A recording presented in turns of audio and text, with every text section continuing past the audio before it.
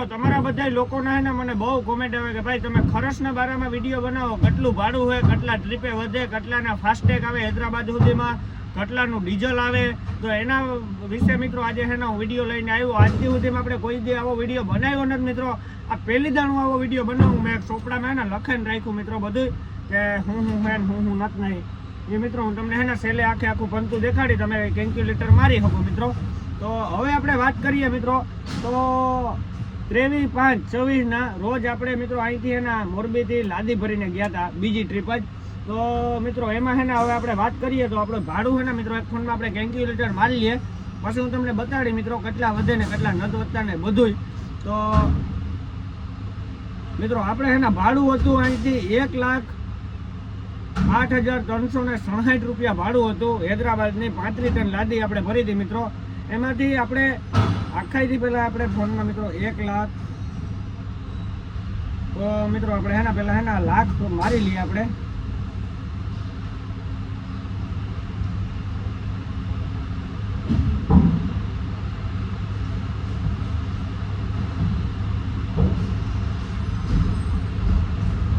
તો મિત્રો અહીંયા 1,08,367 રૂપિયા આપણે મારી લીધા. એમાંથી 1500 રૂપિયા આપણે મજૂરના ભરવાના કાઢી નાખીએ મિત્રો લાદી, તો 1500 રૂપિયા એ નીકળી ગયા. 2500 રૂપિયા મિત્રો આપણે ટ્રાન્સપોર્ટ કમિશન કાઢી નાખવાનું. પછી મિત્રો આપણે ગમે ત્યારે ગાડી ભરીએ ત્યારે આપણે વાંકાનેર રાજાને પંપે જઈએ એટલે ત્યાં આપણી ટાંકી ફૂલ થાય. તેથી મિત્રો ડીઝલની કટોકટી હતી, તો આપણે રાજાને પંપે 28,000 રૂપિયાનું ડીઝલ નાખ્યું હતું મિત્રો. તો મિત્રો આપણે એના 1,08,367 રૂપિયામાંથી 1500 રૂપિયા કાઢ્યા આપણે મજૂરના, 2500 રૂપિયા ટ્રાન્સપોર્ટ કમિશન અને 28,000 રૂપિયા કાઢ્યો મિત્રો આપણે ડીઝલનો. તો અત્યારે આપણી પાસે વધ્યા છે 77,000 જેવું, 75,000 જેવું રૂપિયો વધ્યો મિત્રો. તો 75,000માંથી હવે આપણે 12 ડોલી નાખ્યું હતું મિત્રો 4,000 રૂપિયાનું ડીઝલ. તો હવે આપણે એમાંથી 4,000 રૂપિયા કાઢી નાખીએ એટલે હવે વધે મિત્રો આપણે વાહે 72,000 રૂપિયો. તો 72,000 રૂપિયામાંથી મિત્રો આપણે ધુલિયા નાખ્યું હતું 8,000નું ડીઝલ. તો 8,000 રૂપિયા આપણે એ કાઢી નાખીએ. તો હવે મિત્રો આપણી પાસે વધે 64,000 રૂપિયો. એમાંથી આપણે બાલાપુર નાખ્યું હતું મિત્રો પાછું 8,0100 રૂપિયાનું ડીઝલ.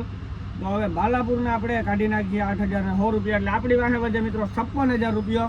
અને 56,000માંથી મિત્રો હવે આપણે આવીએ ફાસ્ટેગ સાઈડ. તો ફાસ્ટેગ મિત્રો આમાં છે ને લખેલા છે બધા 1700 પછી 2500. તો આપણે ફાસ્ટેગના ટોટલ મારીએ. પહેલાં હું તમને મિત્રો આ એટલો ખર્ચો દેખાડી દઉં.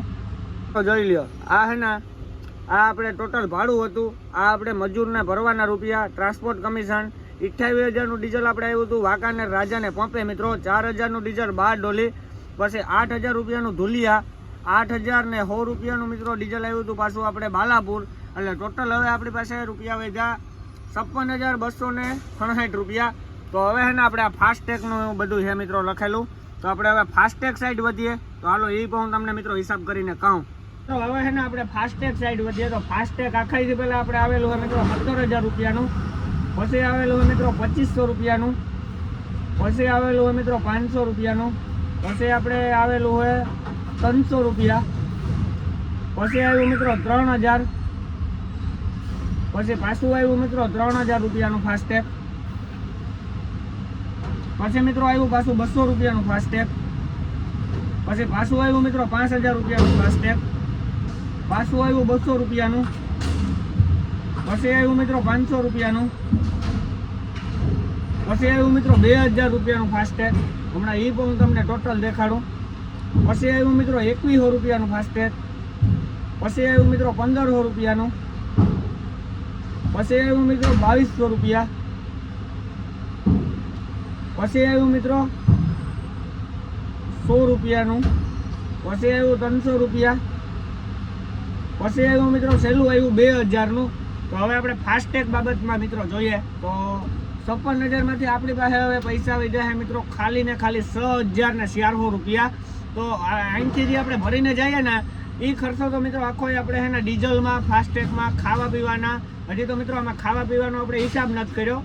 ફાસ્ટેગ, ડીઝલ એ બારાનો હિસાબ છે, કમિશન, મજૂરને ભરવા ખાલી કરવાના, એમાં જ આપણા રૂપિયા પૂરા થઈ જાય મિત્રો. તો એ પણ હું તમને બતાડી દઉં. 56,000માંથી છે ને આપણે ફાસ્ટેગનો હમો હિસાબ કર્યો. હવે તમે પણ એકદમ ફાસ્ટેગનો હિસાબ કરી લીધો મિત્રો. તો આ ફાસ્ટેગનો હિસાબ છે, જોઈ લ્યો.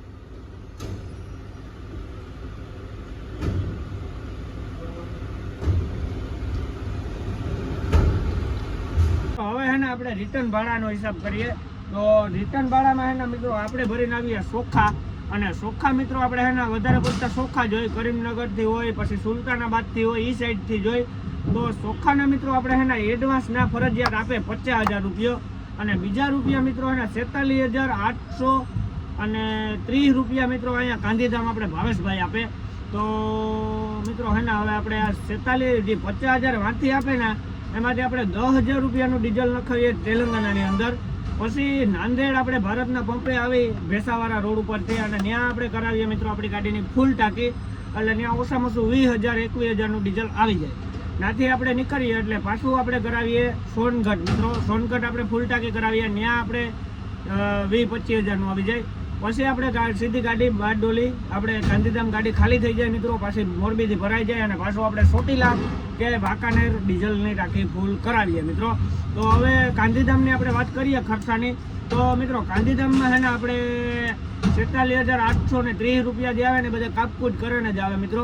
આનું લાખને ઉપર ભાડું થાય, પણ આ મજૂરના ને કમિશન ને બધું કાપે ને આપણે નાખે આપણા ખાતામાં. અને મિત્રો આપણે ચોખ્ખા એક ટ્રીપના 50,000 રૂપિયો વધે, કોઈ કહે કે મારે લાખ વધે, કોઈ કહે મારે 70,000 વધે, તો હૈદરાબાદની ટ્રીપમાં એટલા રૂપિયા વધતા નથી મિત્રો. હૈદરાબાદની ટ્રીપમાં 50-55,000 રૂપિયો વધે ને 60,000 રૂપિયો વધે મિત્રો, એથી વધારે નથી વધતા. તો હું તમને એને આખો હિસાબ દેખાડા, તમે ખુદે હિસાબ કરી લીધો મારી જેમ, એટલે તમને ખબર પડી જાય મિત્રો કેટલા વધે ને કેટલા નથી વધતા.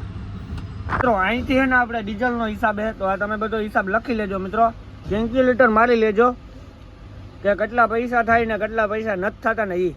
આ મિત્રો ડીઝલનો ખર્ચો છે બધો. પછી આ હે ફાસ્ટેગનો ખર્ચો મિત્રો.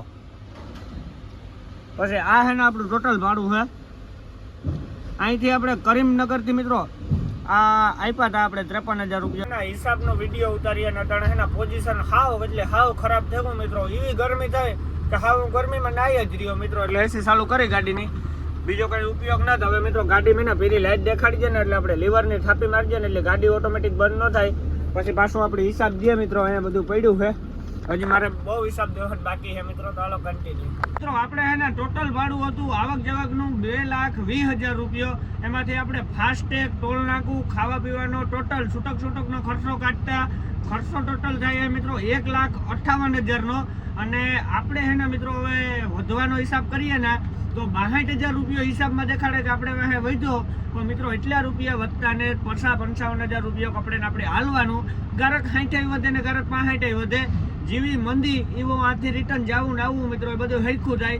આથી ભાડા ઓછા હોય તો આથી ઠાવકા હોય ને, આથી જાવક હારી હોય તો આવક ઓછી હોય. આમાં એવું હાલે મિત્રો. ગાડીવાળામાં કઈ તમે ગાડી લે ને 10 વીઘા જમીન ન લે શકો મિત્રો, આમાં આપણું ઘર હાલે, હપ્તો ભરાય ને ટાયરું વાળા સમજે એ નકાડીનું કામ થાય મિત્રો, એવું હોય આમાં બધું.